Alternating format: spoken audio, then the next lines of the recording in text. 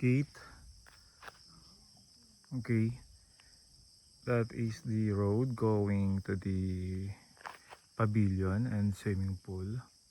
May nagsuswimming, so may kasama kami, kaya lang most likely doon sila naka set up ng tent. Doon pala sa baba, yun sa kabilang side ang daan yan eh. So ito sa amin, solo namin dito sa taas. So minimalist ulit ang setup. Malamok ngayon dito sa Kawayan Forest. So bright tayo. Ito nagpatay muna sila Eric ng ilaw. Siyempre yung mga sisterakas, bukas na kami kakain ng hapunan kasi busy sila So bukas na ang hapunan. Ayan. Kasi kung titingnan nyo, ang nakasalang sa amin ayan, takure. So kanina ka pa kaming umaga nagkakape. Ayan. Kape lang yan. Grabe, kumain tayo naman sa kusina po ni Kumain tayo sa labas, di ba? Pero dito hindi. Later guys.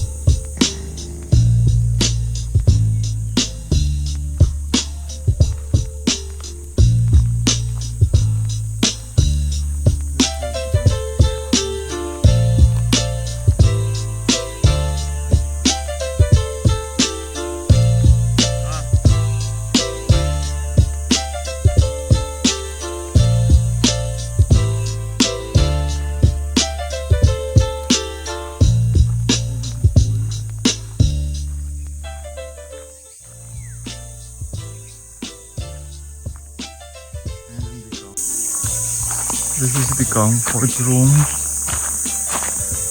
Check natin. So this is the other camping area, yung likod na yan. So andyan yung daan. Ito lang yung pool.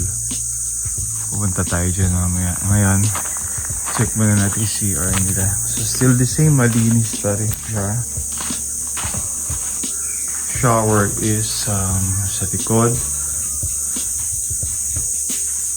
Okay, so meron siyang bidet, may flush yan.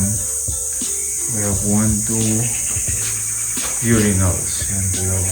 And then, meron dito ang mga vanity. And the mirrors, sink area. Liwanag dito sa gabi. Meron tayong lockers on this side.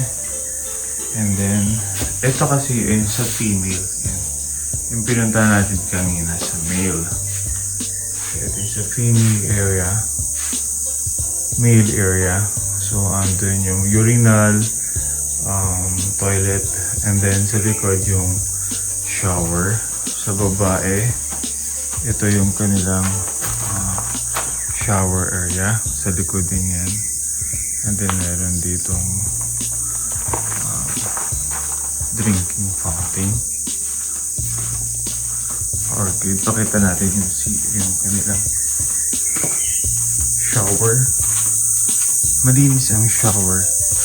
Ganda. So, ayan siya. As you can see, cover. And then, sa loob, the shower head, may ilaw. Toiletries, lagayan, dalawa yan. Simple. Ito yung shower ng babae. Walang tao ngayon. So, it's the same. Meron ditong daan papunta dun sa camping site sa likod. So, yung road kanina, hanggang dyan aabot yung sasakyan. And then dito, trail na yan eh. Kaya ito yung trail. Kaya tayo punta natin pool.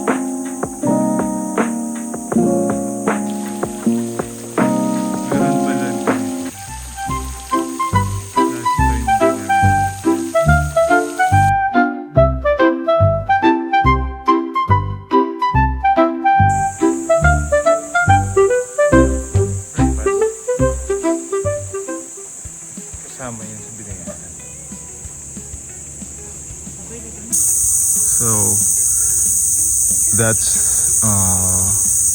the pool, and then Pavilion 1, dyan kami nag breakfast. Ikot lang kami dito ngayon. May ditong isang road, and then gate, parking area.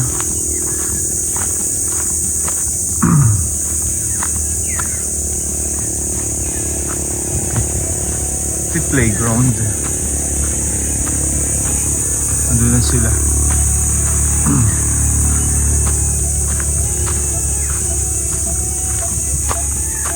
So may swing. Luwang din siya. Raw camp area.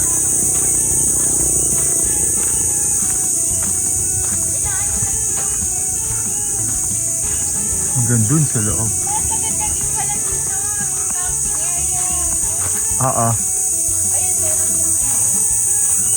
Dito nga sila. May daan to sa CR. Diyan pababa. So, yun yung area para sa tent pitching. Ayan, madami sila. And then, ayun lang yung comfort room. So may yung hagdan kanina pinakita ko. Diyan siya. Try natin yung... Okay. Ito yung papunta sa CR.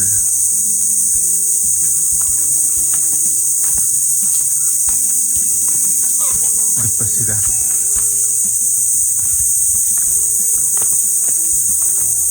Daming manok. Then mapipil mo talaga rito yung fresh pa ang nature, ang forest nila. Ito po sa gabi. Then maraming crickets na naririnig. Ito yung isang way up dun sa campsite. Pero sila mga solar lights. Kapaikot. Kaya maliwanag din sa gabi. Okay.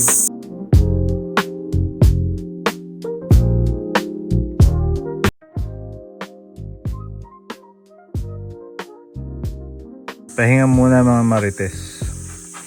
At mag-ice cream muna sila. Habang nabudol namin si DK. Ayan. Kasi DK ang cook ng lunch. Hanggang umagahan na yan kasi yung laro mamaya ay sigurado magdamaga na naman. So isang lutuan hanggang umaga na yan. Tanghalian, hapunan.